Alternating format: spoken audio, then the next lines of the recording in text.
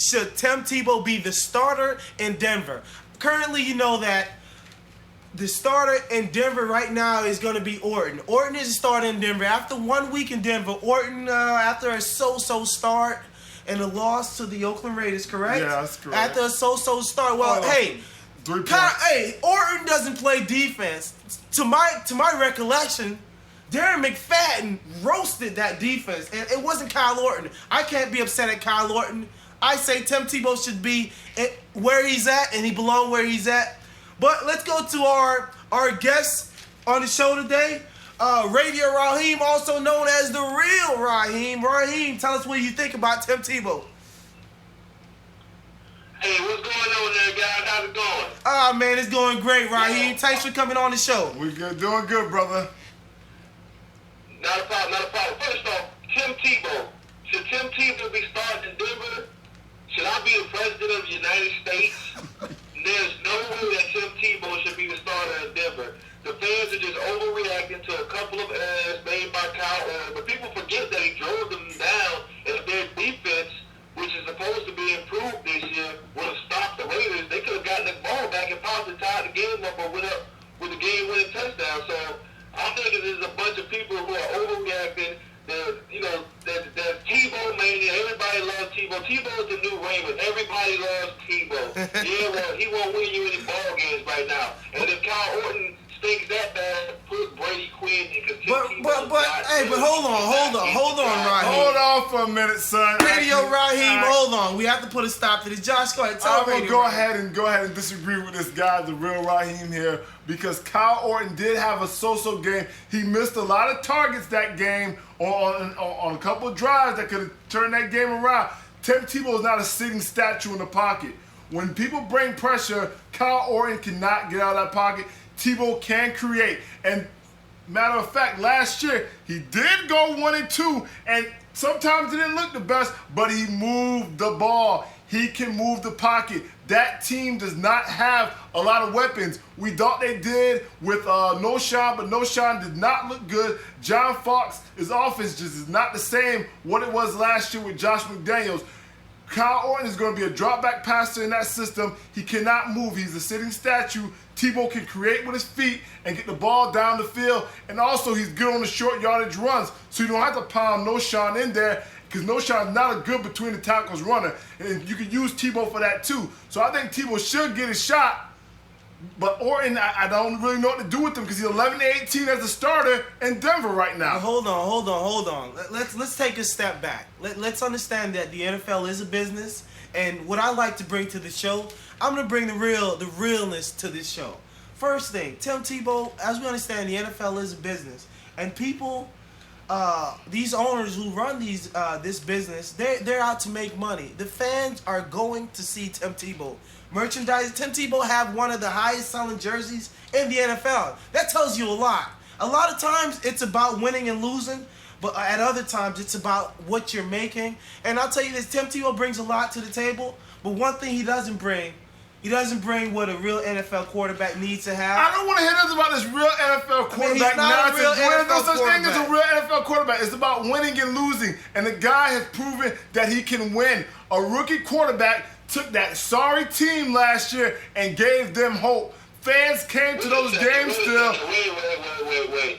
Let's not overstate and overrate what Tim Tebow did at the end of last season. He did. What do you mean overstate and overrate? That's not. Because you're acting as if the guy went against the Jets, the Bears, and the. I hate timeout, sir. Timeout. You and I can go out. No, that's not true. I do not care who it was against. I could care less. He is an NFL quarterback. He drove the ball down the field. He threw passes. He went over for 300 yards and more in a game. It doesn't matter. He's facing an NFL defense. I don't care what NFL defense it is. You know, their quarterback has thrown for 300 yards in the game and drove their teams downfield. I'm going to name a couple for it. Ryan Leaf has done it before. Achilles Smith. But Ryan Leaf you can't compare Ryan Leaf and Tim Tebow. You can't compare it. You can't do that. Just because the guy had a couple good drives in the It's not a couple good drives. He gave the fans a reason to come to those games. They seen something in him. I don't want to hear nothing about this practice. Or he doesn't look good in practice. He doesn't look good in practice. It doesn't matter. This guy's proven, even in the preseason, he can move the ball. And that's what they need. Kyle Orton, once again, he's 11-18 as a starter. It's not going to get any easier in that and John Fox's offensive system. So we can go ahead and move on. We can talk about this topic all day. But we're going to go ahead and move on. I want to add that you said that the NFL is a business. You're absolutely right. The NFL is a business. It's all about making money. But in the city of Denver, maybe in another city, you got to play Tim Tebow. But Denver was selling out when John Elway was the quarterback. They were selling out when Jake Plummer was the quarterback. But they're not going to sell out with Kyle Orton, though. Greasy was the quarterback. So having Tim Tebow in the lineup or not is not going to affect where the Denver Broncos fans come to games. Yes, it might because you have fans waiting to pull up a billboard right now that's stating that we want, if we're going to fail, we want to fail with Tebow. So it is going to affect that. You got 9 fans who wasted $10,000 of their money. Doesn't matter. It doesn't matter. They have there's a problem when the whole stadium is chanting, "We want Tebow." Plain and simple. There's a problem. The kid needs his chance. The rest of those Brady Quinn and those other guys, just give Tebow his chance. We want to thank Raheem for coming on the show. Raheem had to make an abrupt exit. But let's continue on to the next topic. Like I say, I'll give one last say on this particular topic. Like I said, Tim Tebow currently is the 3rd string in Denver. He's pretty low on the depth chart. And just from my knowledge and recollection of football on a whole, we know that if a guy's a starter after week 1, it takes longer than week 1 for a team to can this guy. This is not the Dolphins secondary where you give up on a Benny Sapp after Wes Welker goes ham on this guy. And for you guys out there who doesn't know what ham, he went harder than a mother. Bleep. Exactly. I think we're getting Radio Raheem back on the line. And give me one quick minute. Raheem, are you there? I'm back. All right, great. Now, Raheem, we're going to go on to the next topic. And for all those folks out there, before we get to the next topic, I want to thank our sponsors. I want to thank everybody at Howling Jungle for all their hard work, all they've done. I want to thank our engineer in the building. We want to thank Muscle for all his hard work. Muscle Entertainment for providing all that they've have. And I want to continue to say thank you for all our sponsors and all that they've been able to done. Now, I will say this. Anyone looking to sponsor a great sports talk radio show and to get a different perspective.